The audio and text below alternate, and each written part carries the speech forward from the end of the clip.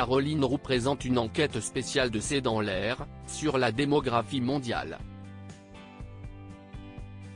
Quelques jours plus tôt, le président de la République annonçait qu'il souhaitait un réarmement démographique de la population française. Une occasion pour la présentatrice de revenir sur la pratique du journalisme dans le pays gouverné par Emmanuel Macron. Elle s'est alors longuement confiée dans les colonnes de l'Obs publiées ce 25 janvier 2024. Celle qui a interviewé Emmanuel Macron à 2 reprises reconnaît qu'il s'agit d'un exercice particulier. Selon elle, il faut réussir à être pugnace et en même temps respecter la fonction. Anne Sognol l'a alors interrogée sur le refus du président de la République d'être interviewé par sa consoeur Anne-Sophie Lapix. « Qu'est-ce que cela vous inspire ?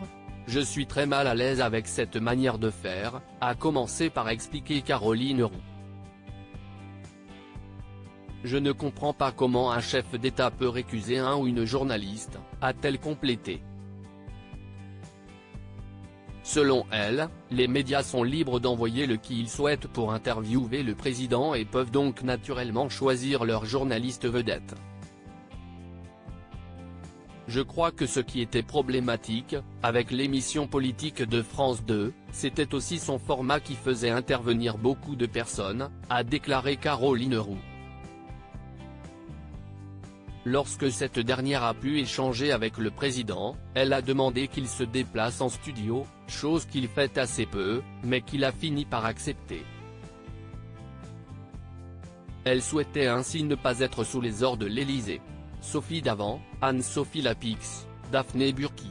Les stars de la conférence France TV. Anne-Sophie Lapix victime d'une tentative de cambriolage. La journaliste de France Télévisions Anne-Sophie Lapix a été victime d'une tentative de cambriolage à son domicile, situé dans le 16e arrondissement de Paris, dans la nuit du samedi 20 au dimanche 21 janvier.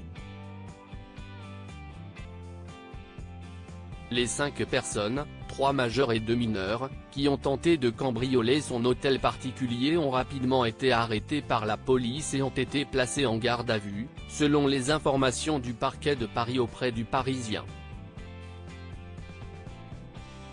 La brigade de répression du banditisme, BRB, a été saisie des investigations et une enquête de flagrance a été ouverte. Ils n'ont rien dérobé, car le fils de la journaliste a entendu du bruit et les a filmés avec son téléphone. Quelques jours plus tôt, le 16 janvier, un cambrioleur avait été repéré par Anne-Sophie Lapix. Il aurait été surpris en train de tenter d'ouvrir la porte de son logement avec un pied de biche. La journaliste avait donné l'alerte et les policiers étaient extrêmement vigilants. Article écrit en collaboration avec 6 médias Crédit Photo, Coadic Guirec.